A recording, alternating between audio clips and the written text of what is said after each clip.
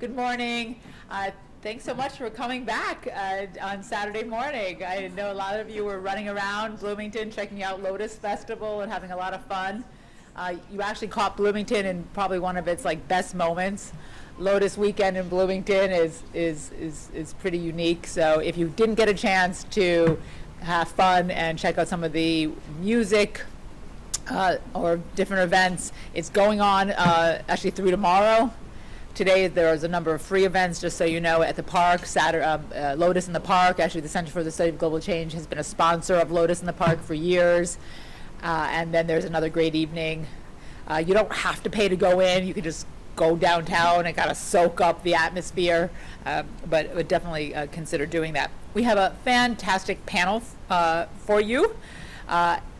Today, we actually have two fantastic panels going on simultaneously, but you're luckily in this one, Rethinking International Education Global Frameworks. And I really think that this panel is going to introduce so many different ways of thinking about the landscape of international education.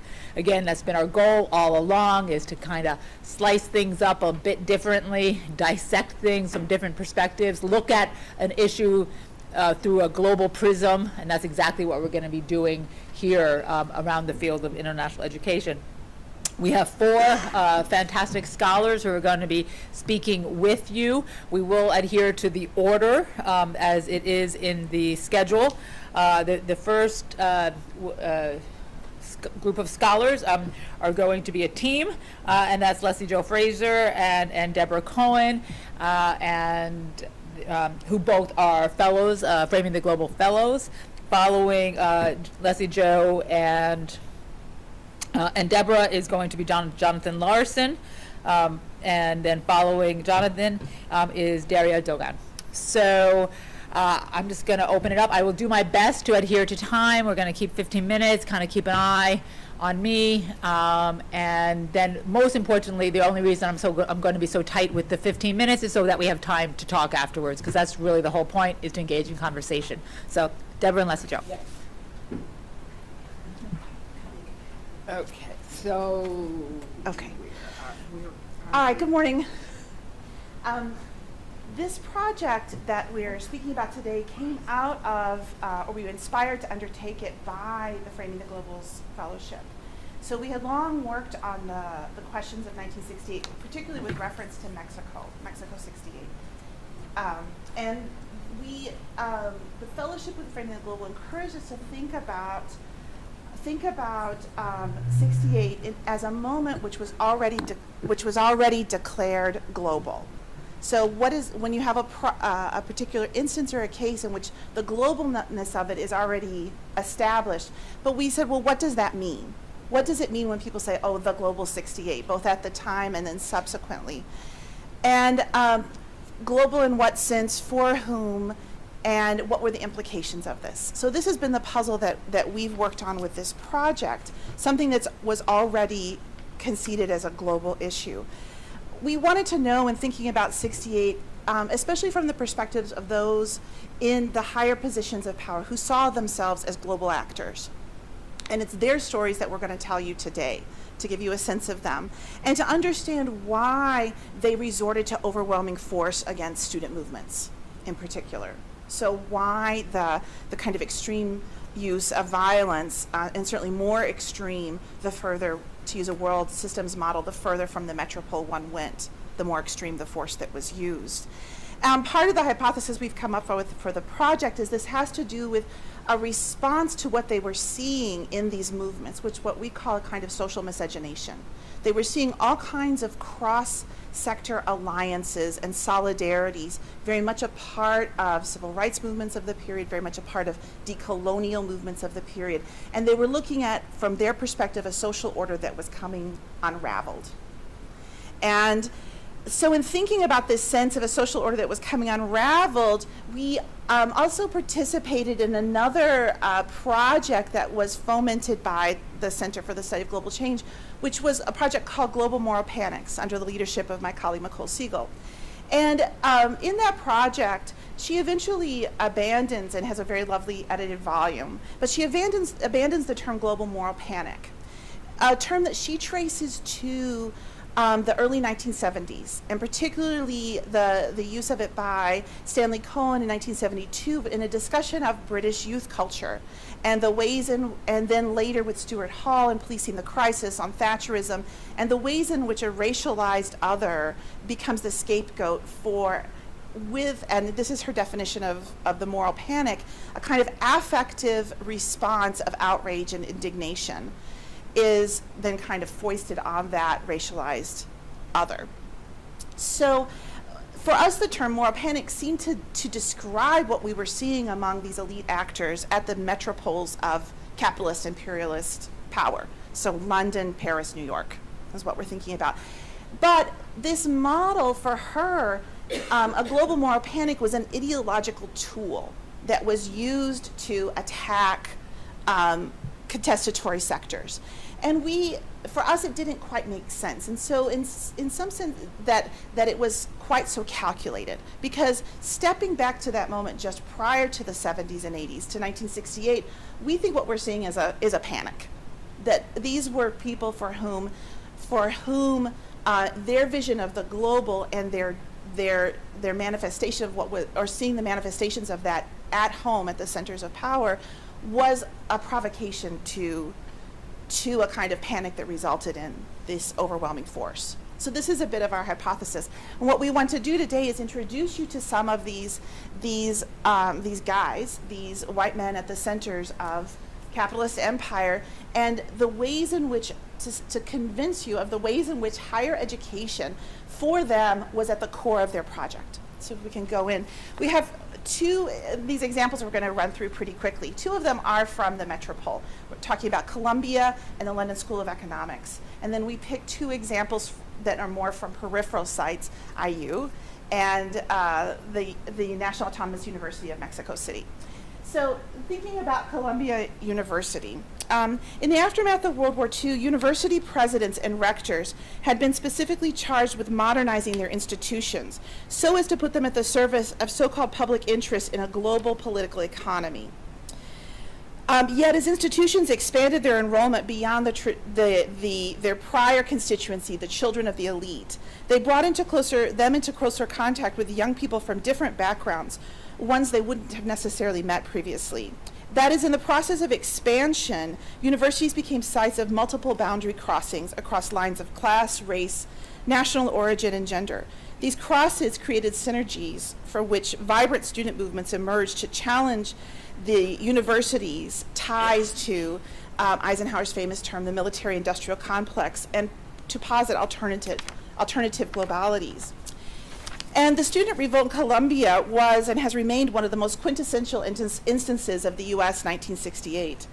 And people at the time talked about it and pressured the Columbia presidents and said, you are the national university, in essence. You must uphold order in the nation.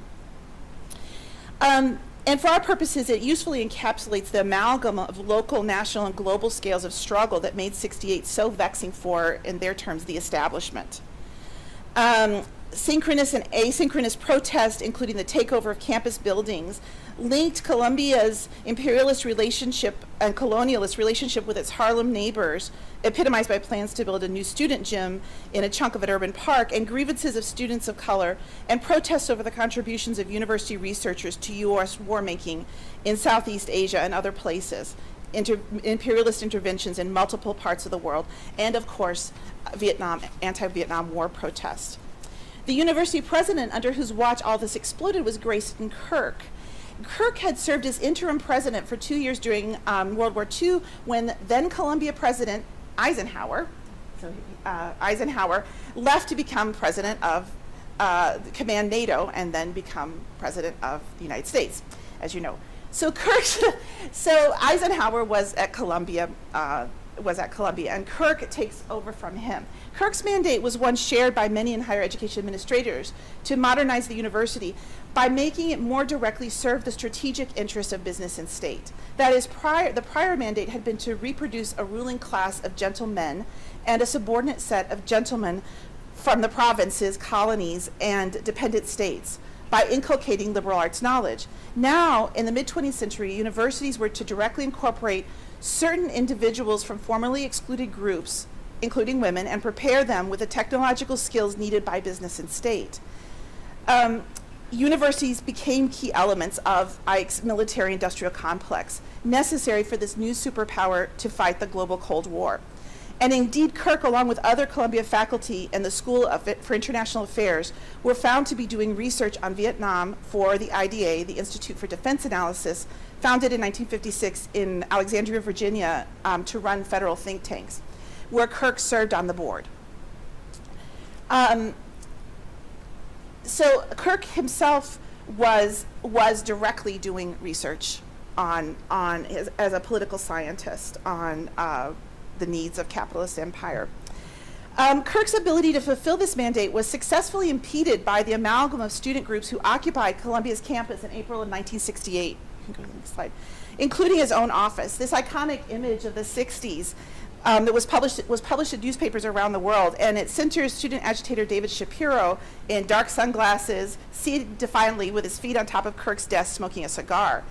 Dominant media coverage on this image, particularly what we saw in the UK, included veiled anti-Semitism and chose to miss the image's carnivalesque performative commentary on the ways in which university research on behalf of the CIA, the defense industry, had rendered university officers goons. And indeed, in our research in the Columbia Archive, we found piles of letters from an outraged public addressed to Kirk as president, many berating him as weak, all exhorting him to strident disciplining of student protesters. And this public emphasized over and over that Columbia played a special role nationally, and thus Kirk's duty was to uphold discipline, and this was a national duty. He faced similar pressure when he appeared on national television on May 5th of 1968 on the CBS News show Face the Nation, where he defended having finally called in 1,000 baton-wielding police to clear the campus, resulting in numerous student injuries. 4 months later, he resigned. The events at Columbia were the subject of a national, published in paperback investigation by the Cox Commission, named for Archibald Cox, later famed for his investigation of President Nixon. So Kirk was replaced by Roger Cordier, a global Cold Warrior even more directly linked to the work of imperialist capitalism. Cordier had been one of the founders of the United Nations, and was particularly close to Secretary Dag Hammarskjöld. He served as the executive assistant for the first two Secretary Generals of the United Nations. He was so central to the founding and the running of that institution that he was eventually eased out of that office and charged with having run essentially a behind-the-scenes control of the United Nations. So that's how powerful he was. He was also is likely to have had material involvement in the CIA-assisted coup that assassinated, let me go to the next one, decolonial Prime Minister Patrice Lumumba, and that installed the Mobutu Sese Seko dictatorship that lasted nearly the duration of the Cold War. Uranium from Congolese mines had been used to make the bombs dropped at Hiroshima and Nagasaki.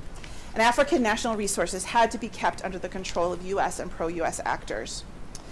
And the New York Times noted that Columbia's university situation, in their words, seemed as violent and intractable as any upheaval Dr. Cordier had had to deal with in the Middle East or the Congo. And so they were equating student movements on campus with the violence that ultimately ended up in the assassination of Lumumba. So restoring peace in Columbia required a man of special talents, and Cordier was named president of Columbia after Kirk resigned. Students responded to his appointment as university presidents with chants of, "Hey, hey, Cordier, assassin for the CIA." And Columbia University, in contrast, ultimately awarded him its highest medal for creating a more harmonious campus, a term that will have bitter resonance here at IU. I'm going to go quickly through the other examples. The London School of Economics in the early 60s was led by Dr. Sidney Kane. And Kane was the director from 57 to 67. And prior to this, he was financial secretary of Hong Kong. He consulted for the World Bank and engaged in diplomacy for the British Embassy in Washington, D.C., and served as vice chancellor for the University of Malaya in Singapore. Concurrently with his LSE directorship, he served as the founding chairman of the board of the UNESCO International Institute for Education Planning, The IIEP narrates its own founding thus: the 1950s and 60s witnessed sweeping transformations throughout the world, from the European Reconstruction to the development of newly independent states, all having huge implications for education. So they saw the problem of the need for planning in education as connected to essentially the changes of a decolonizing world. Noting that education was recognized as a human right in 48, this official history marks another sea change. During the post-war years, states also came to consider the strong nexus existing between education and economic growth. Education became regarded as an investment for national advancement, and that this was the genesis for the new field, educational planning.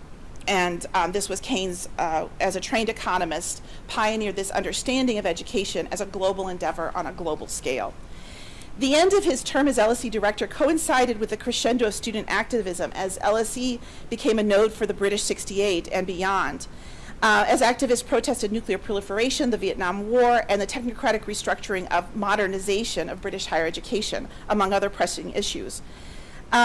This was partly instantiated, the way that this happened at LSE was very different from Columbia, where this came out of non-university broader civil rights movements such as SDS, and in Harlem, the US version of the Mau Mau movement. At Columbia, it was much more through the student union. The president of the student union was a South African Jewish exile, David Adelstein, and the Graduate Student Association president was a US draft evader, Marshall Bloom. So LSE was itself a site of, was itself a site of these multiple incarnations of a global. The end of Keynes' term resulted in the hiring of Sir Walter Adams. And he became the lightning rod for student activism. Adams came to LSE as an alum who had spent, since 1952, had been involved in Rhodesia and the founding of the University College of Rhodesia, now the University of Zimbabwe. And so this kind of very direct question, with one of the most pressing decolonial questions for Britain at that moment, made the appointment of Adams a focus of student activism. Adams ultimately closed the university and violently ejected the students. I'm just going to summarize very quickly for you. I hope that what we've done is present a compelling evidence that these universities in particular were sites of a certain kind of restructuring of higher education around a vision of the global that was very particular at this moment. And I think we can talk about the ways in which we see the legacies of this vision today. The other two instances we wanted to bring up, IU, because we love IU, but also because IU itself was looked in many ways like these universities, except it's here in the Midwest, and had a different kind of problem. How to be global when you're not recognized as a metropole? And its leaders also came from the ranks of high state power. So the president at the time of 1968 was a man named Elvis Starr, who famously, or at least for us, we love this quote. In one speech, he said, "One morning I went to bed Secretary of the Army," which he was, the U.S., "and I woke up President of IU, and that was the last good night's sleep I had." Basically, it was easier to be Secretary of the Army then, during Vietnam, than it was to be president of IU with the students. Starr and Wells both shared a vision that was then later adopted through like the Carnegie Foundation for Education, of that the way to deal with student dissent, what student activism was to help to model an idea of dissent as a project at the core of higher education, and that this dissent should be fomented, but it couldn't turn into violence. And so after 68, there's a whole plethora of studies around the question of tactics of student movements, and did they work or not work, and how could students, and a continued emphasis that we saw since the 1950s on the psychologization of students as a way to sort of say, well, how can we, they're these poor, it makes me think of West Side Story, right? The children today, they're just messed up. But what's interesting about Wells is that in order to launch IU as a global university, he had to have a different vision of higher education. And he served on as a consultant on multiple commissions on the internationalization of the university, which we can certainly talk about later. But he had to emphasize things like culture, like exchange.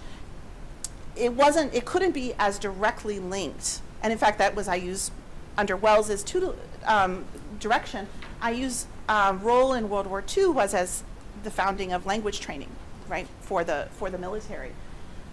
Starr eventually crumbles, much like Kirk at Columbia, and Wells has to come back and serve as president again to shepherd IU through 68, 69. I want to end with just one example from the National University of Mexico. And the president at the time was Javier Barros Sierra. And in Mexico at that moment was hosting the Olympics. And so part of the repression of the student movements had to do with a sense of, we got to get this thing settled down before the Olympics start. And the world's gaze is on Mexico. The Mexican miracle of modernization, industrialization had to be showcased, and the students were in the way. The Mexican military rolls tanks into the university and occupies the university. And Barros Sierra, his response was to declare a state of mourning and to lead a mass march from the university to the Capitol and to resign. He said, I can't be, not under my watch. 9 days later, there's a massive, October 2nd, which is the anniversary's next week, a massive massacre of students at a demonstration and the imprisonment of many, many student leaders and exile. And so what he talked about in the march and in his speeches was the principle of the autonomy of the university, and that the autonomy of the university and that Mexico could serve as a model to the world for upholding this principle. And so I want to kind of bring that as kind of a contrast to some of the other leaders of this time, and to end with a notion that maybe in historicizing the concept of global moral panic, we can better see the relationship between ideological projects of the 70s and 80s that are about a very calculated use of racialization, of resegregation of political and social, cultural life, and to understand its roots in something that was much more complex and much more a lived experience, including by those actors at the very top. Thank you.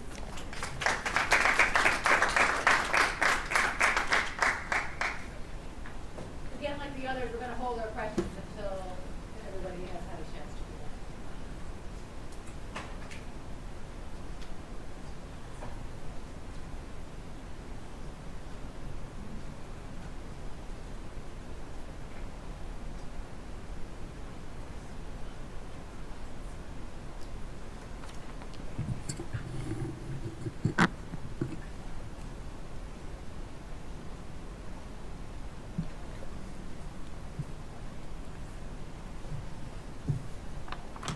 Excuse me, I might, with low microphones like this, I'm always a little unsure if I should hold it up or I should be bending over. I'm good? Okay, good, thank you. Current undergraduate approaches to global learning emphasize the development of competence through field experience abroad. At my institution, faculty from fields as separate as economics and theater pitch fieldwork in proposals to take students abroad, and students weigh in their selection of semester programs whether these offer opportunities for field study. Exposure to the field usually means students go out of the classroom to view cultural sites, walk through facilities and neighborhoods, or listen to and ask questions of specialists. The value of the field experience in these cases is often not to develop in-depth knowledge of the locale, but to understand a social or cultural problem by applying theory from home to practice off-site. These exercises in global studies aspire to help students grasp the global nature of different problems and perhaps to inspire global engagement through travel. Such exercises in undergraduate global learning suggest theory and they suggest method. Paired preoccupations of scholarly work in global studies as it defines its modes of inquiry. How do these exercises actually prepare students for cross-cultural collaborations that terms like competence might suggest? Is it enough to guide students through the sights and voices of different problems, issues, and topics, as they've been framed by frequently English language readings and lecture? How do such activities prepare students to understand the ways in which the peoples of those places, in fact, frame the global nature of issues through their communications and actions with others? How might, for instance, local discursive categories and styles of expression matter? How might outsiders' explanations break down upon a deeper engagement with local contradictions, or a closer look at the untenability of certain translations? If we are to develop a robust undergraduate global studies that are more ethnographically attuned to how particular problems in different contexts inform one another, and with this an ability to toggle between perspectives, then part of our task is cultivating an appreciation for what is not so easily noticed or translated in the spaces between life worlds and systems of meaning. This paper explores how pedagogies of global studies might cultivate in our students an appreciation for ethnographic details, such as local categories, aesthetics, and even contradictions, simplifications, and excesses that confound easy translation. This conversation is about theory and method, but I would suggest that it is also about something else: the sensibilities with which we prepare students to grapple with difference and move across contexts. I would like to build off of Carol McGranahan's recently published 2018 Insight on Ethnographic Sensibilities that are neither distinctly theory nor method, by describing some examples of ethnographic knowledge from my recent experience publishing a translation of my book, and then looking at forms of this knowledge emergent in some recent student work.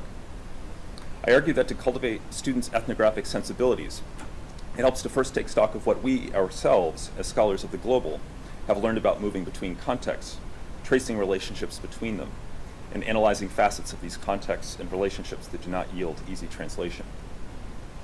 In the conclusion, I will argue that the sensibilities described in my accounts of publishing a translation and teaching an online course in multimedia ethnography are important for advancing the work of an agile yet grounded global studies that also looks increasingly to collaborate.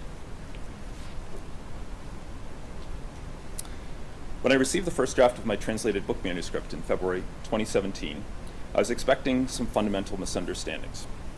I had heard of a translation job that felt so off the mark that the author took it on himself to draft an entire new version in the target language, one which happened not to be native to him. Instead, I got an edition of my book that fascinated in how it seemed to make, at times, more sense to me in the language Slovak than in the original English. I also discovered not a few passages that forced me to revisit how decent glosses from English did not do justice to Slovak categories for making sense of the world, how certain stylistic devices that I had avoided could actually be useful, and how very valuable various lexical contradictions, untenable distinctions, and productive ambiguities are for ethnographic attempts to make sense of another society. Commenting on a few examples will help me elaborate on some of the ethnographic sensibilities that I argued need to be part of an agile yet grounded global studies. First, in engaging with my translator's efforts to make my various interlocutors socioculturally comprehensible, I discerned a necessary shift in how I referred to people.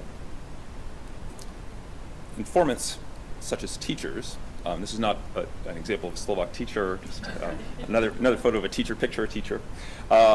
Informants such as teachers, who I had referred to by first names in the original English edition as a rendering of terms of address I had used myself, as well as of rapport I had established, might now, with more proper sense of Slovak respect, be referred to in the third person by last name and the mildly honorific Mr. or Mrs.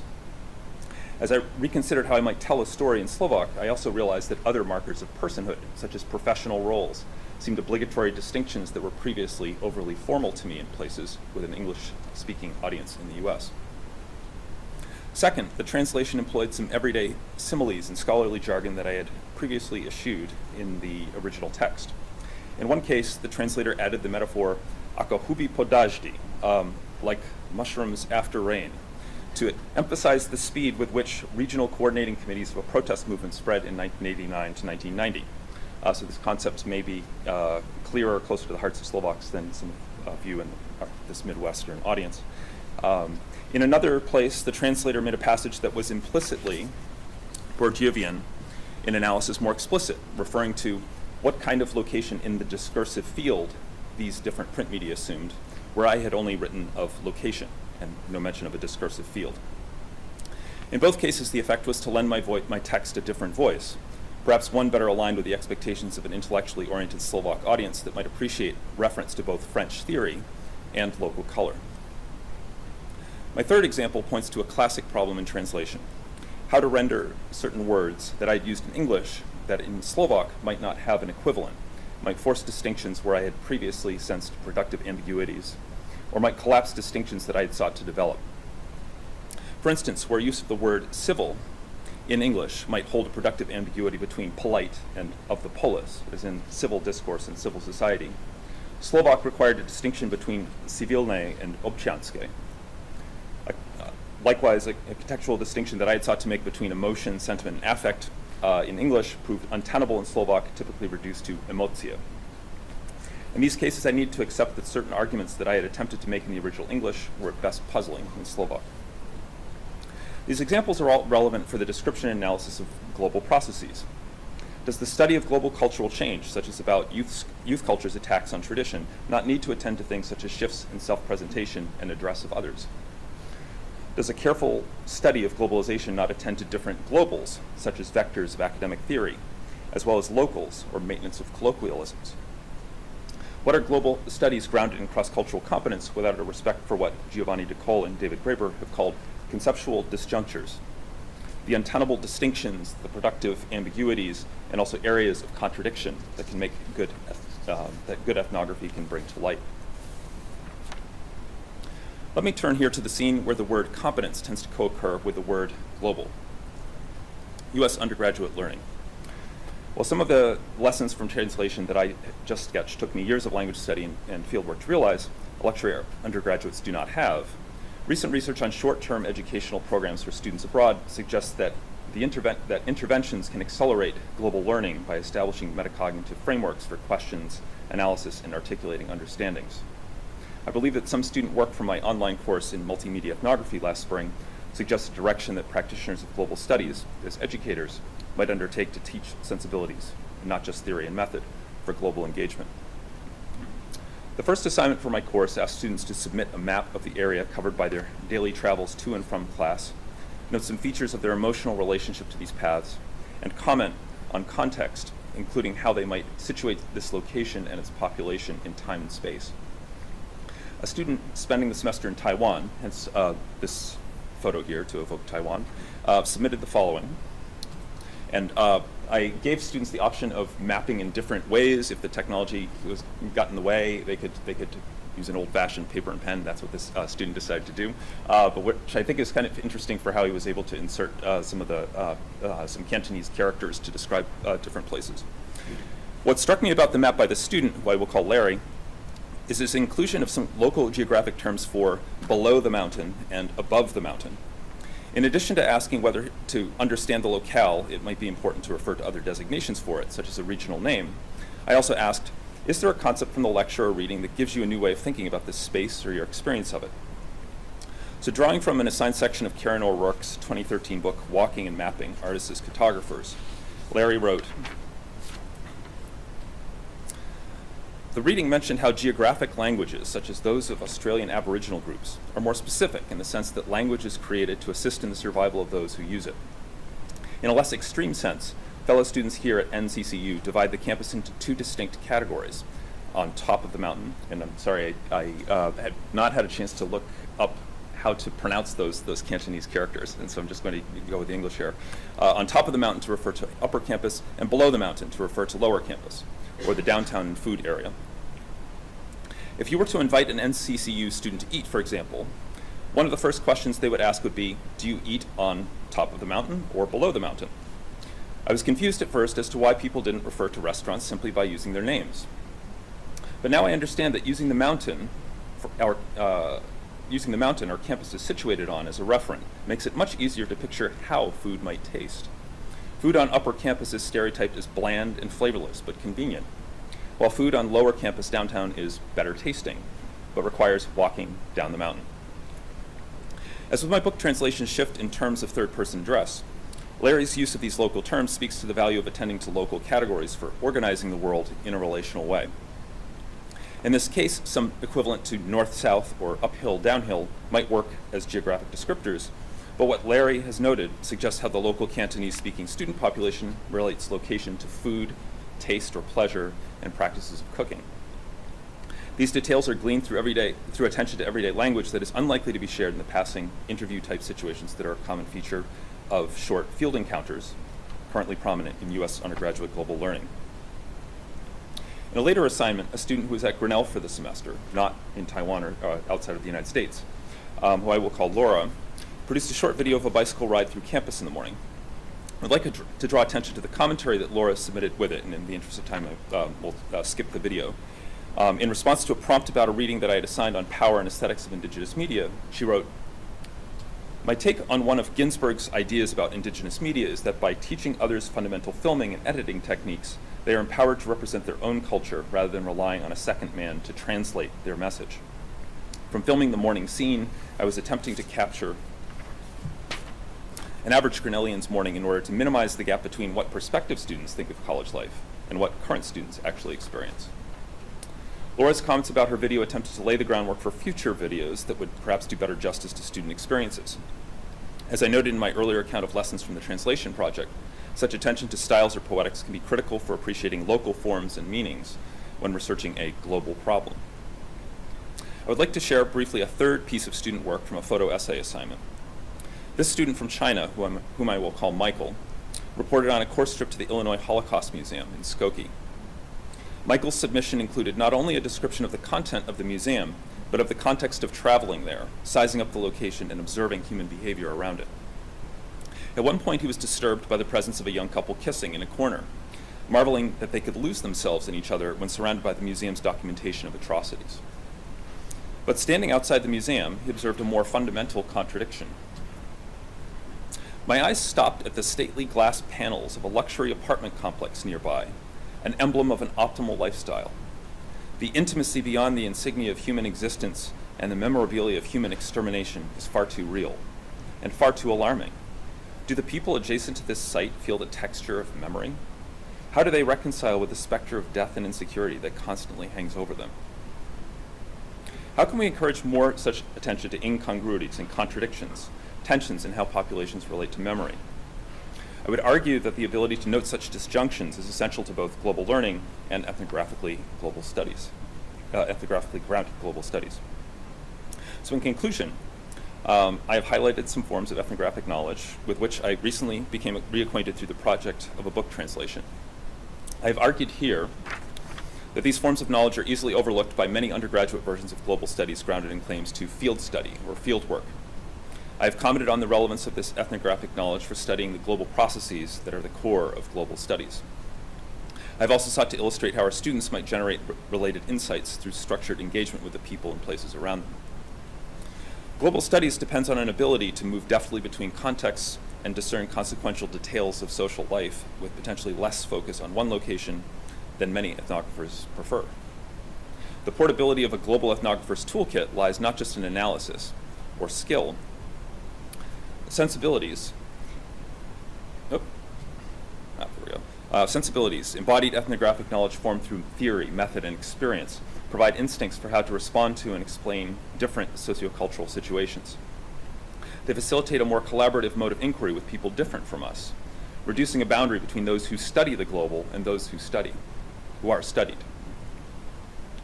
If there is a longer-term benefit to reminding ourselves of the sensibilities that inform ethnographic knowledge and trying to foster them in our students, it might emerge in a next generation of undergraduate global studies that is more multidimensional, multidirectional, including the application of theory from off-site to practice at home, an exercise that likely holds solutions for some global problems.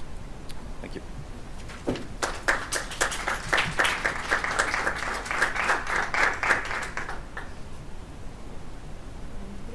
Last but not least, there is another perspective on international education and vis-a-vis higher education. Good morning, everybody. So my presentation is about positioning international Islamic universities globally. I used to work in the field of international higher education. Then my research shifted to Islamic education, but I wanted to keep them somehow combined. So now I'm doing research on international Islamic universities. So with that in mind, my starting question was, what makes an Islamic university international? And my sub-questions in this study were, okay, yeah, I'm very mobile, so. So my sub-questions were, what type of internationalization actions does each university follow? How do they embed traditional Islamic education with a global focus? And how does the religious ideology which each university adheres to affect their global vision? So to answer these questions, I looked at, I used globalization as my larger framework, and I specifically used these two definitions in my research. So basically, I'm looking at their relationships with the global world, and with the world in general, and also the global Islamic world. And I by no means mean any connection like that, like any sort of connection to lead to a global society or event, or even to a global culture. And I'm using a sociocultural approach created by Bradley Levinson and Margaret Sutton, my advisors at IU, here at IU. And in this perspective, I'm using policy as a cultural outcome of interactions between social actors. And the social actors here are the universities. I'm using their institutional mission as their policy, and the Islamic perspective that each university follows as their cultural outcome. So basically, I'm also using religion as a culture and also as a faith. So in order to analyze the concept of an international Islamic university, I explored Islamic education, Islamic higher education, and current trends in internationalization of higher education. So the core of Islamic education is having the concept of Tawheed, in the very middle, that's the core, and the Tawheed basically stands for having the existence and unity of God in the center regardless. And that's the reason why metaphysical sciences and secular sciences have always had a hard time in entering Islamic education, and this is not something new. This has been ongoing for like centuries, even dating all the way back to the classic era. So the 4 universities that I'm analyzing in this study are Al-Azhar University in Egypt, which is the Harvard of Islamic education. I think it's over 1,000 years old. And I'm looking at Al-Mustafa International University in Iran, Islamic University of Medina, and International Islamic University of Malaysia. I chose these universities because these are the ones that I was able to find the most research about. But I'm planning on extending the study to adding more universities. There's another one in Pakistan. There's another International Islamic University in Lebanon. But mainly, first, I'm looking at Islamic universities which self-identify themselves as international as my start point. So starting with Al-Azhar University, it was established by the Shia Fatimi dynasty, and it's, as I said, it's more than 1,000 years old, and it represents, and it gained like university status in 1960s. I'm sorry, that picture, I use my PowerPoint on a Mac, so it happens, but I changed the PC. And although they basically adhere to Sunni school of thought, and they acknowledge all different 4 schools of thought within Sunni Islam, along with Shia Islam, and that actually dates back to earlier in the 20th century. One of the presidents of Al-Azhar University, and I apologize for mispronouncing their names, Mahmoud Shaltut, and his close connection with an Iranian Ayatollah, Sayyid Hussein Borujerdi. So their connection actually led to Al-Azhar University acknowledge Shia school of thought in their approach to Islamic religion, and they actually their status is al-wasatiyya, which is the moderate voice of Islam. So it's very important to them that they actually stand as the connection point within like all Islamic perspectives. And they have approximately 45,000 students, and 30,000 of them are international students. And their main internationalization actions are, they do have long-term international students, they do have scholarship opportunities, although their scholarship opportunities are very limited, yet they are still able to attract tons of international students from all over the Islamic world. And they also provide opportunities for their staff at international conferences, and they even thanks to their very strong connections, their alumni are able to find employment opportunities in different countries. And they do their fatwas, which is a legal opinion that they issue. It's actually internationally recognized in the Islamic world. And they do promote interfaith dialogue through exchange programs. And they develop courses. They do not have branches in other countries, yet through cooperation with universities in different countries, they do develop courses in Islamic studies. And they do organize interfaith summits. And this is a picture from their website. So these are the programs that they offer. So it's not only Islamic and Arabic studies, but they also have some applied sciences. And as you can see, we are talking about a religious institution. It's gender segregated. So they have medicine, medical studies, and science for women. I have no idea what kind of science they refer to here. And they have engineering and agriculture. And anthropology. And these are some pictures from the university, and if you look at that picture right there, you actually see Pope giving a speech, and the students, the audience is basically Muslim students probably, and their staff. And next university is Al Mustafa International University in Iran. This was the most interesting university, and I am actually thinking of going there. And I've been learning Persian, so I'm pretty determined about that. They are located in Qom, which is not only the headquarters of this university, but also headquarters of Iranian Shia Islam. And they do follow the 12 Shia school of thought. They do have a Sunni branch in the Sunni region of Iran. They were founded, so they were formerly known as International Center for Islamic Learning. They claim that they acknowledge, although they are older than that, they do say that they were founded in 1979, which was when the Islamic Republic of Iran was founded. So it has more like an ideological connotation that they acknowledge this date as their starting date.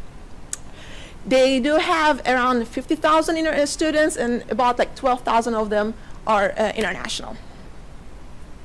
Their main internationalization actions are they do recruit international students for long-term studies, especially from marginalized Shiite populations. This actually used to be more common. Now they are trying to reach out to also non-Shiite population, non-Shiite students, but that was their starting point at the very beginning. Especially they used to have a huge number of Shiite students from Pakistan and Afghanistan.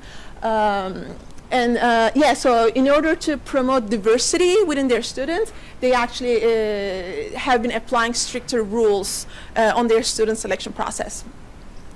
And they do have short-term programs through their Hikmet institutions for all students, regardless of religious affiliation. So actually, and people go there, people from different countries, non-Muslim countries, they go there to study Islamic sciences or different sciences. But of course, there's always, even though it can be a non-Islamic course, there is still a religious focus going on there. And the medium of instruction, they have an open university. The medium of instruction is Persian, Arabic, and English. So international students who go there to study, they also have to learn Persian, which we see a national initiative going on there. And along with that, there's Arabic, because Arabic is the lingua franca of the whole Islamic world, and English. That's more like the global aspect. So Arabic is the global Islamic aspect, English is the global aspect, and Persian is their national input there. And they do have an extremely active alumni abroad. It's very active. They have organizations in different countries. And when I say different countries, it's literally all over the place, especially in Balkan countries, in Africa, and in Southeast Asia. And they have more than 20 branches outside Iran, including Lebanon, Syria, Afghanistan, Pakistan, Ghana, India, Thailand, Russia, UK. That's actually fantastic. The university, I don't know if that how many universities have been able to have so many branches in different countries. And they keep those branches active through their connections, their alumni. And this is a picture from their website. They have the Science Committee, Short Courses Institute, Open University. So, their scholarships for international students used to be extremely generous. Now it's a little bit it's not as generous as it used to be, but they still do have, the rumor says they have an extremely big budget. And these are some pictures from the university. As you can tell, the student dynamics are pretty diverse. Like we see students from Africa there, African countries, and then the female body, like if you can look at it closer, if you can see it, you will see like different faces there, like from different parts of the world. And my next university was also very interesting, Islamic University of Medina in Saudi Arabia. They do follow Wahhabi school of thought under the Salafi influence. It's a subculture within Islam. What it basically follows is forget about the tradition, even the context or modernity, anything. We just have to stick to the time of Prophet Muhammad. Whatever he did, whatever happened there, that's what we need to follow. Indeed, that perspective is rejected by majority of the Muslim world. Located in Medina, founded in 1961. It's an all-male student body, and this just makes me think of as like the next step in the study. I will look at modernity at Islamic universities, but that's a future study. And around 80% of the student body is from overseas. Their scholarships include flights, accommodation, stipend. If they have families, they are encouraged to go to Saudi Arabia, move to Saudi Arabia for the time they will be educated there, like with their families. It's all inclusive. They offer extremely generous scholarships. And their main internationalization actions are recruitment of international students for long-term studies, especially. As I said, generous scholarships. They do have active alumni in different countries, and so their global focus is hosting conferences on global topics such as extremism and terrorism. And this has been happening after 9/11 mainly. And these are some pictures from that university. And this, I really found this page very interesting. So. This is, like the application page, and you see there are like different languages there, and other languages at the bottom. They have Turkish, Arabic. They don't have Persian. And so I found this on their website. So basically this shows the countries that they have had students from. So I think the only countries they have never had any students from are Greenland, and I think that's Bolivia, if I'm not wrong, or Uruguay. I apologize if I don't know exactly what country that is. And somewhere here, one of the Nordic countries there. And my last university is International Islamic University of Malaysia, established in 1983. And Gombak, Malaysia, they do adhere to a Sunni school of thought. They call themselves the Garden of Knowledge and Virtue. That's their motto. And as of now, they do have approximately 40,000 students. According to data, that was the most recent data that I was able to find on the number of international students they had. About like 20,000 of their students were from overseas. And their internationalization actions are, again, recruitment of students for long-term studies. They do have an Ummadic scholarship, but I couldn't find much information about that because the concept of Ummah in Islam has changed over time. At the beginning, it literally referred to community, regardless of religious affiliation of the society. It was just having one community together. But in today's term, it actually means a global Islamic community, so it has changed. And they use Arabic and English as the medium of language. And they actually had the term global in their written discourse. And they promote interfaith dialogue among their students to prepare them for a religiously diverse global workforce. So their intention is that, and they do have non-Muslim students. Well, Malaysia it's a Muslim country, but only 60% of the country is Muslim. So they think that by having non-Muslim students also at their institution, their Muslim students will be, through exposure to studying and working with them, in their future they will be able to, they will just be proficient enough or competent enough to work in non-Muslim contexts. And some pictures, and these are their programs. They offer law, science, Islamic related knowledge, and human sciences. So human sciences is related to Islamic sciences. And yeah, they have economics. And these are their postgraduate programs. They have education. They have Islamic banking and finance. So I thought that was interesting. So my findings. I see just an ideological motivation at all these universities, regardless of how global or international they claim to be. And then I see that national priorities for like there are national priorities for globalization actions. With some of them, we see a religious focus dominating the other ones, like the ones in Saudi Arabia and in Iran. And then there's more of an economic focus. I mean, all of them are included in their focuses. It's just like some of them just supersede the other ones. So I just see that the one in Malaysia has a stronger economic focus, and then the one in Al-Azhar University in Egypt, it has an educational focus in the big picture. And they have different approaches to the production of and transmission of Islamic scholarship. There are secular concerns as opposed to traditional ways of teaching, which has been the issue with Islamic education since the start of the modern era. And then there's the whole Islamization of knowledge movement, which started earlier in the second half of the 20th century after a conference on Islamic education in Saudi Arabia. And then again, the question is, what type of Islamic scholarship are we talking about here? And the conclusion is that nationalism is there regardless. And specifically, I see religious nationalism. So there's a religious identity. There's a struggle to produce a religious identity, whether it's compatible with the global Islamic discourse or not.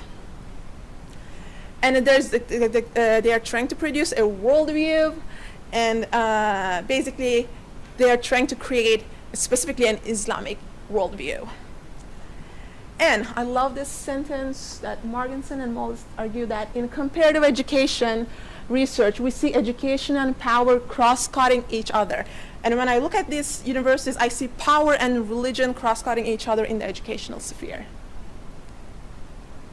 And I see some people are taking pictures, so I don't want to skip. And these are my references, and thank you. That's it.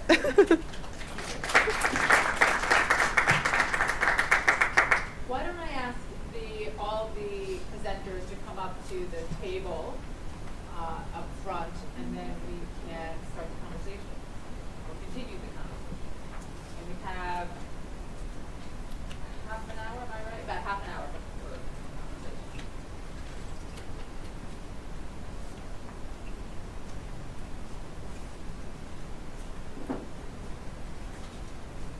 Oh, and I'm supposed to run around, right?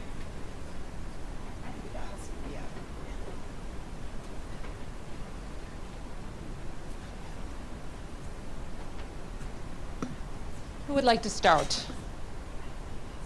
I think there's so many different angles that we could take to try to pull out, different pieces. Every time through each paper, I felt that there were different connections and so on. But we could start we could try to create some broader conversation across, or we can get deep down into the specificity of each one.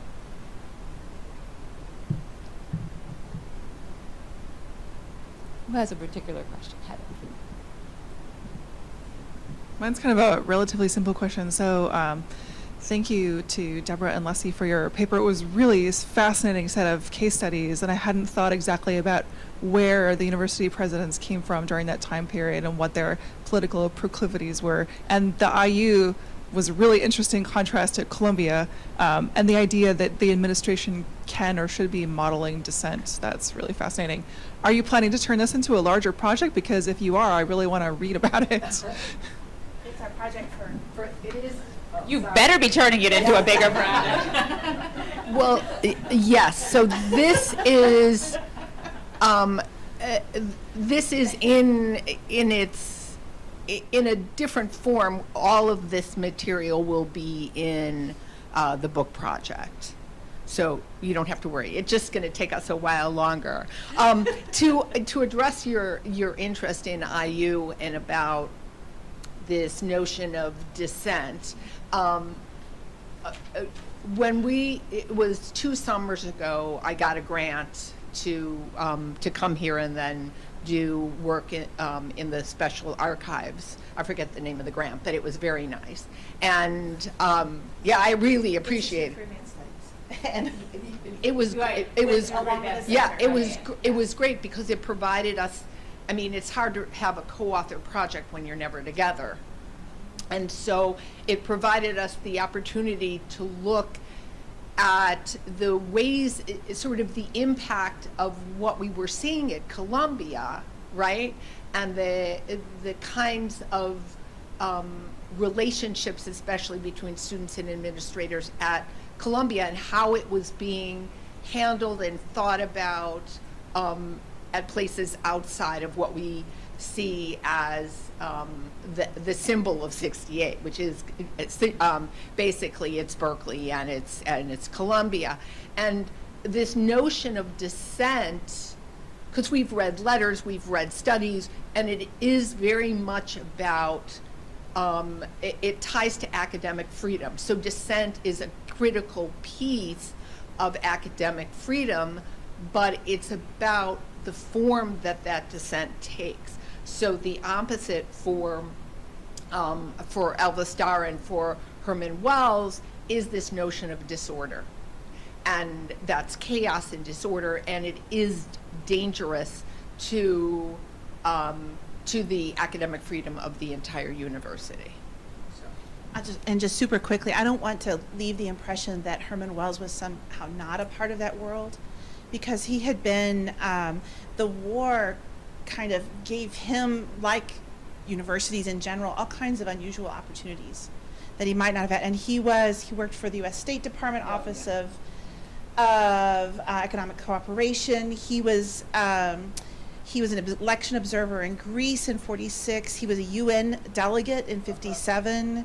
He was a cultural consultant to the military in U.S. military in West Germany. He helped found the Free University of Berlin, and he was long-term chair of the Board of Education and World Affairs. So he was not apart from that world, but he had a very different kind of position within it, and a very different set of priorities, in part because he had a different problem, right? How do you remain in a provincial university and make it global?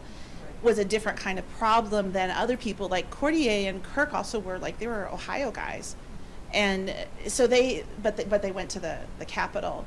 So I think he's a very interesting figure. He had a different kind of strategy that was ultimately incredibly effective. Yeah. I'd be interested to know how how some of those presidents were chosen, like what the process was like compared to the process that we have now. I don't know. Maybe some of you know more. I would say that I suspect it was like tenure was awarded then, which was a pat on the back, right? Like, we know a good guy, and he can. When Herman Wells became president, he was they thought he was too young for the job, and Yeah, they thought he was too young for the job, and they wanted a more mature man to take it over, but they couldn't find one. So they told him, well, we had considered you, but we're not going to really consider you, but so you can be acting president until we really find someone.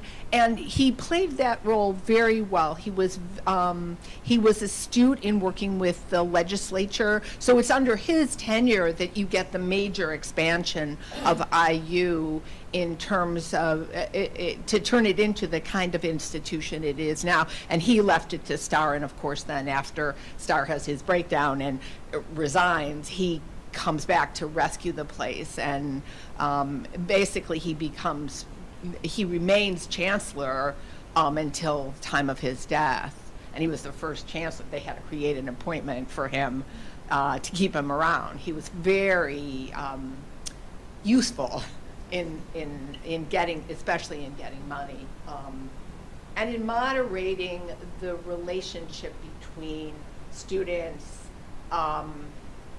the university, outside pressure from people in Indiana, like we've read through all the letters, and the legislature, et cetera.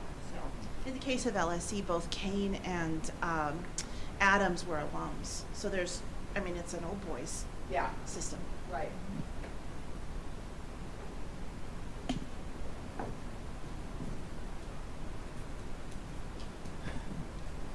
Yeah, I could. Thank you for your all of your talks. I had another follow up to our previous question with Professor Cohen and Fraser. I wondered if you had any intentions to like extend this into contemporary times, this prosopographical work that you're doing, because I kind of was seeing a little bit of trend from what you were saying in the characteristics of these individuals into what might be called academic capitalism and the neoliberal university and things like that, and especially relevant, I think, because these struggles aren't over, like with I think at Berkeley, the University of Chicago, and at UIUC last year we were having graduate student labor union strikes and things like that. So I wonder if you have any thoughts on that. I'm sure they have some thoughts on that. Well, I think what's interesting is that whereas what we saw in '68 is this kind of a bit of a revolving door between state and new kind of Bretton Woods kind of like the UN, UNESCO, these kind of, and these kinds of organizations and universities. I think now is the relationship, not surprisingly, between the corporate world and universities, and Indiana is an interesting kind of case study for this, right? That is a different kind of revolving door that's consistent with neoliberal logics, right? About the relationship between the market and the public, and the kinds of, and I think also the kinds of rent seeking that those revolving doors produce of higher education is really markedly different, but an extension of the notion, like, what can your university do for, right, as a different kind of space. And I think these guys might also have ideas about. So to answer your direct question, no, we're not, at least at this moment, we're not taking the book and running it through, we're not running it through, through today, even though, as you suggested, we do see these kinds of connections, and the central role higher ed, especially in the form of universities, plays in this economic reorganization that we're still in the midst of, or will always be in the midst of.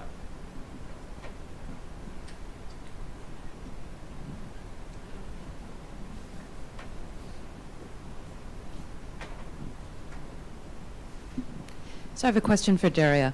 It seems that I'm not sure where you're going to ultimately go with this, but there have been lots of references, particularly in Russell's paper yesterday, about secular sort of extension universities with specifically secular a basis in the Gulf states, in Qatar, for instance, but also, I mean, I'm sure you're aware of the American University of Cairo, and so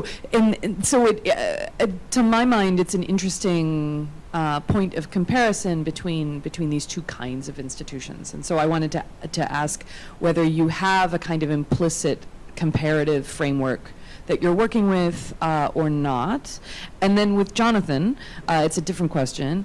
I'm interested in the way that you're using sort of changes in media between sort of visual media like the production of maps and video and other sorts of visual techniques. The mapping is one of the most classic sort of ethnographic techniques we've got, right? But that take it out of language, right, as or into other forms of representation beyond language, and how you've found your students being able to use that sort of shift in and out of a kind of narrative form of representation of their experience, right? So those are, they're not related at all to one another. We're going to start with Daria then.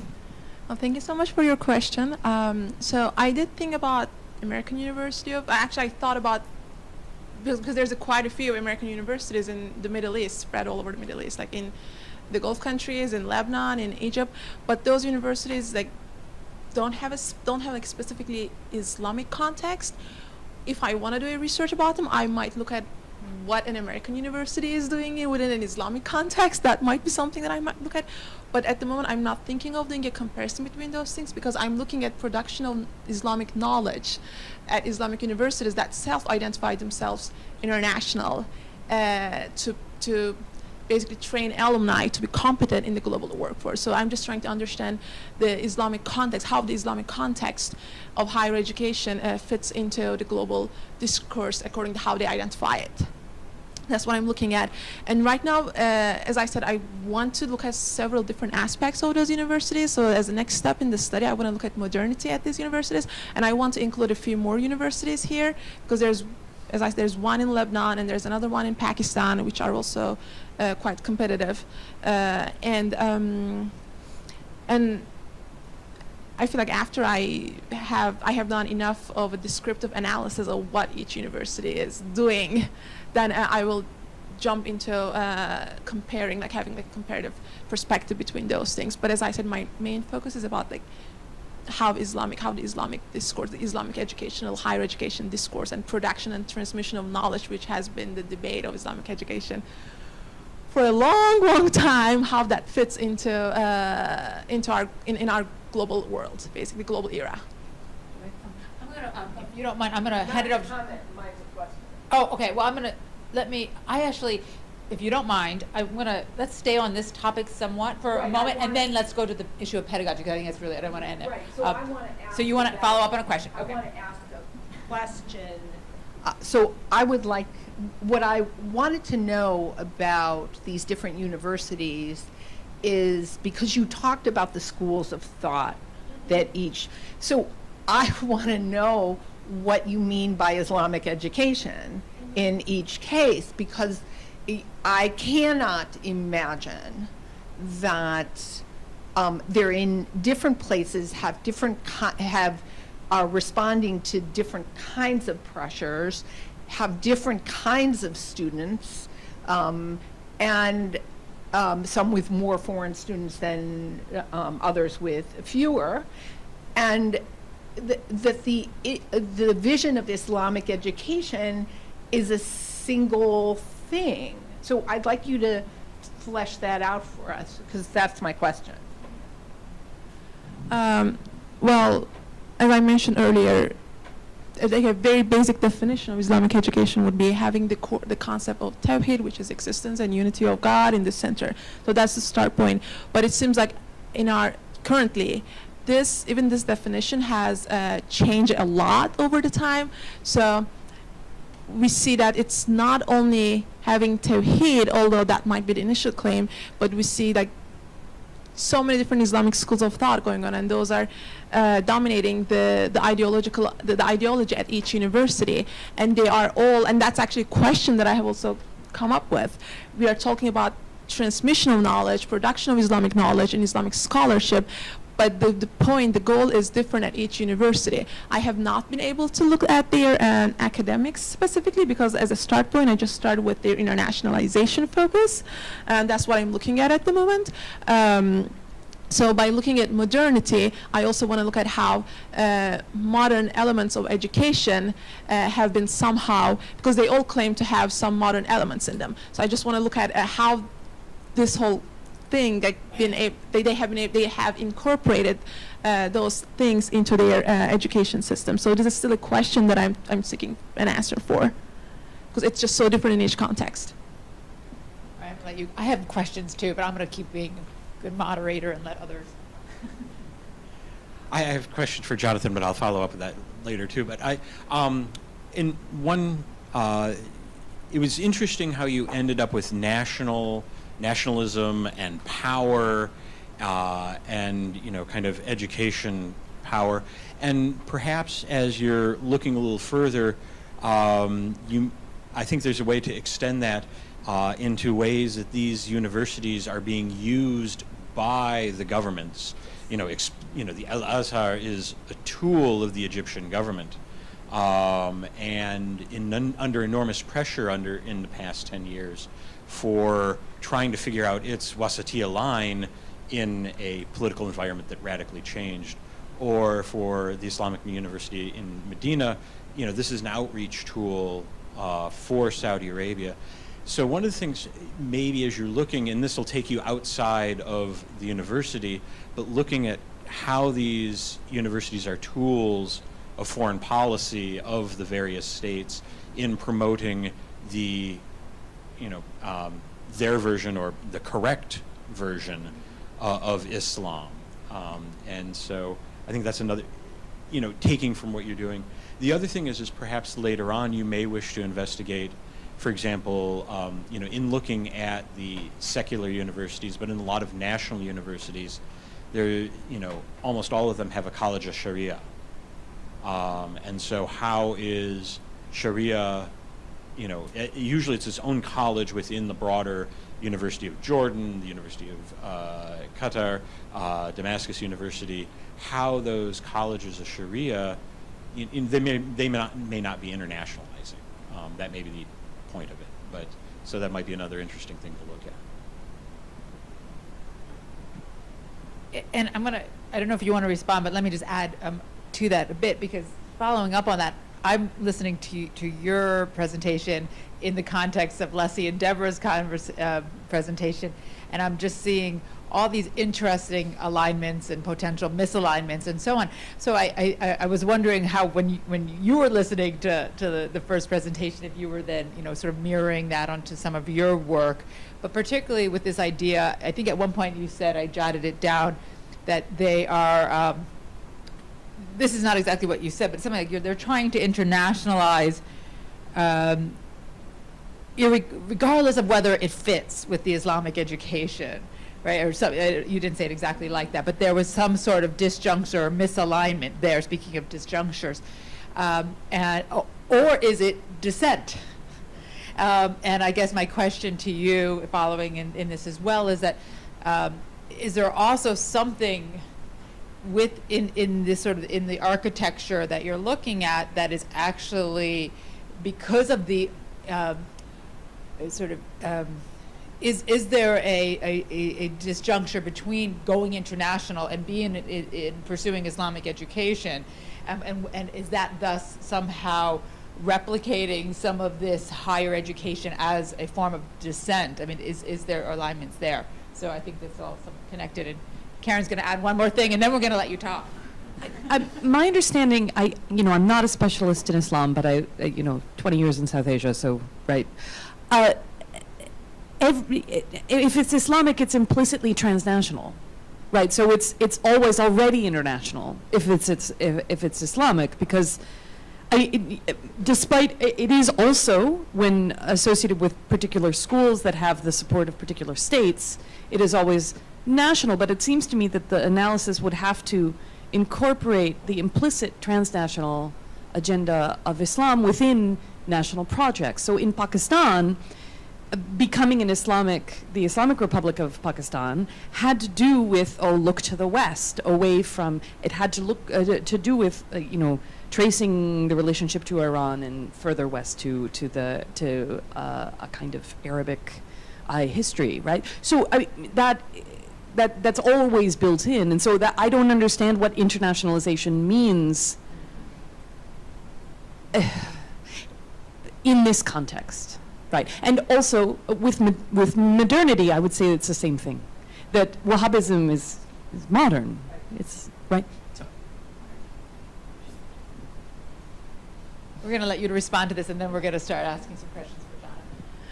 Well, what I see is each university has their own approach to internationalization. So it's about, in the larger picture, it's all about how appealing they are to the larger Islamic community. And I talk about the concept of ummah, how the definition of that concept has changed over time. So it seems like they are more aligned with, as you said, like it when you think about Islam, it's supposed to mean something transnational already. But yet at the end of the day, like when they recruit those students mainly for long-term studies, at the end of the day, we see the focus of their national religious ideology, like what as a nation, like since they receive a lot of support from their governments, whether financially or ideologically, or they are controlled by their governments, as in the case of Al-Azhar.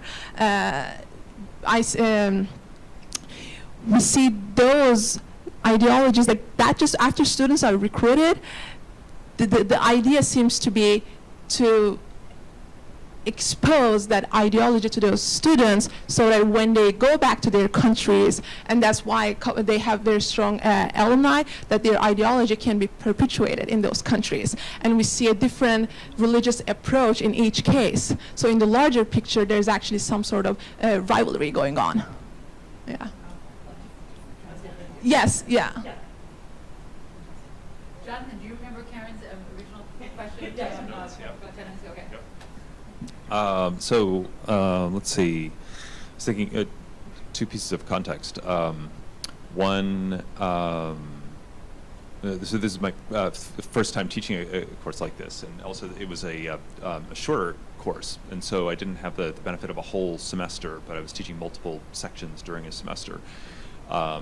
And so there was some depth with some of the media that I wasn't able to go into, but it was interesting that in thinking about how the certain media or technologies could get them out of narrative form. I found in the case of mapping that there were some students who I left that intentionally open. I provided that one. I provided a little less structure for that one. I was curious what they would draw on for mapping. And some of them then, plucked out a campus map. If they happened to be on campus, I had a mix of students who had experiences, who were drawing on experiences abroad versus on campus. And if they drew on some sort of a ready-made map, I ended up feeling like their map conceptualization of where they were in space at that particular moment and who were the people around them was fairly sterile, as opposed to if they had to come up with something themselves. When it came to photo assignment with photo essays, it was just so easy to fall into some more common ways of, like they're used to using their phones. Oh, sorry, they're just used to using their phones to just kind of document the world around them in a more voyeuristic way, and so that's, I think, something that was also a little not consistently satisfying. There were some interesting things that students did, but they all had to work with narrative form, or I asked them to, because this course I taught in a workshop format where I wanted to foster discussion online between these students who were uploading things from the different locations where they were. And in order to provide a little bit of context, also on a sound recording assignment, to describe, okay, where were you and what was happening, like, at the time of this sound recording.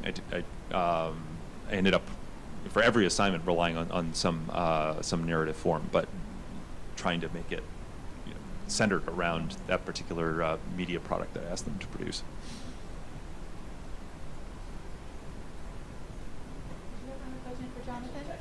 Just kind of answered the question. I'm just interested in what were some of the specific assignments and what were their objectives in doing that. I will ask one more question then. I have, I just wanted to, it was interesting. When I was listening as well, I mean, I had connections all over the place, but one connection I particularly had as well was actually between Jonathan and Daria as well, because Daria, your final slide, or one of the goals for one of the schools that you had up was interfaith dialogue, right? As a goal to prepare them for a religiously diverse global workforce. I found that very interesting, again, particularly with the emphasis on the competencies that Jonathan was speaking to, and the need for these sort of ethnographic sensibilities within that, and the preparation, because in many ways, in the field of global learning and global education, we talk a lot about a globally diverse workforce, not necessarily with the emphasis on religion or interfaith, but we also talk about intercultural or cross-cultural, and the need to be able to sort of navigate those worlds. And so I just wanted to sort of bring up that and perhaps ask you and Jonathan and Daria to sort of speak to that. And Jonathan, I think one of my questions specifically for you as well is with this focus, with your in many ways what we're trying to do, I think, is global studies with ethnographic sensibilities, right? But you're also suggesting that in the field of sort of pedagogy and global learning, that we also need to be instilling that into curriculum, and how do we do that? So you didn't get a chance to tell us how we actually do it, except for yours. I mean, how do we, beyond your class, you did it there, but more broad, maybe more across, this kind of goes back to actually Peggy's keynote. It's about, rethinking, reproducing, reconstructing the architectures for higher education and for global learning, is to really introduce that type of sensibility. So I'm going to throw it back at you, and also to think, would you like to speak to either one, both of you? It's kind of a So to think about other ways of trying to foster those sensibilities through pedagogy, one thing that I don't have myself direct experience with, but it's out there, and maybe some of you in the room have experience with this. Do we have anyone here who has done some kind of shared classroom? I believe you have, Hillary, like using COIL type technology. Interactive video with students in some other part of the world. And so I would be interested to hear what the wins and losses have been in those efforts. But it seems to me that kind of project, it does potentially, and it doesn't, from what I understand, there's so many different ways of doing them, including especially just doing them for a module of a course. You don't have to line up the timing of a whole course for a whole semester. But it would seem that it could allow for decentering, like what are the frames of reference that U.S. students are used to using, or at the very least they might have to use the technologies of the students in another country. That some of the students are used to using Facebook or Google technologies or Blackboard for how some of their collaborations through courses, that with students from other countries there might be different social media or different platforms that they would have to use and navigate. And also likewise, if you've got different like students pursuing some sort of a project in the sciences, a lot of the science might be similar, but there also might be some different points of reference where they have to figure out how to bridge both the different literatures, but also they're having to figure out how to work together as well, and make it more collaborative.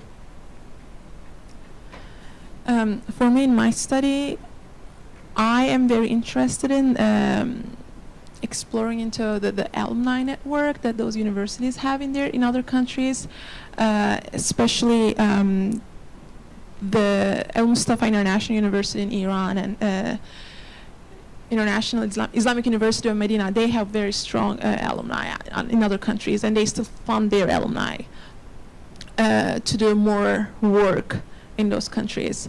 I have already been talking to tons of people who either studied at those universities or worked, so somehow they got affiliated with those universities, and I definitely want to officialize those those talks after getting my IRB approval. And but yeah, as I said, I'm most interested in their alumni network. That's like the key point for me. Also, one of the key points for me to understand their global initiatives. Well, it's interesting too. It would be curious to see if the alumni aspect is an area of interest. Then how are they being integrated to create that globally, religiously diverse global workforce? How are they contributing to that? I think one of the questions to you too, Karen, I'm thinking and listening to you, and internationalization generally can be very transactional. And rather than sort of transformational, and I think that's actually some of how to understand some of your when you're defining internationalization at this effort, you're thinking of these really more of it in the sense of transaction or exchange or issues of mobility, sending students, the sort of really the mechanics of it, which are at the foundation of it, and in fact what really emerged from the history that you were laying out for us so clearly. And it's just, I think about Indiana University and this incredible foundation that you speak of, which is, about dissent, but it's also about, adherence to, sort of national priorities and so on. And I think about where we are today. Somebody asked about where, bringing this to today, whether they're going to do this. And they, again, probably are not for this. They're not for this project. But interestingly enough, Indiana University currently today is the top recipient in the country in federal funding. I mean, we are, at least for Department of Education, to support international foreign language education, at least in the area of international and foreign language education. Indiana University is the top from the Department of Education. We're the top for the Department of Defense. I can't say that we're the top for the State Department, but we're probably up there. We're not top, but clearly for the other two agencies, which is a really interesting result 60 years, 60, 70, 80 years later from that foundation that Herman B. Wells, sort of really created, that in fact we are many ways are still benefiting, benefiting, but also perpetuating and contributing to some of these broader agendas and discourses and so on. So we are supposed to be, I believe, breaking. Does anybody would like to make any final comments from the panel? Any final comments from the audience? Okay. I think it was really, really interesting. Thank you so much. I think everybody they really complimented everything very, very well. And again, they were, made us sort of really think about this field from the very particular, where's Rachel, to the broader general and global. So thank you very much for your contribution and conversation. Thank you.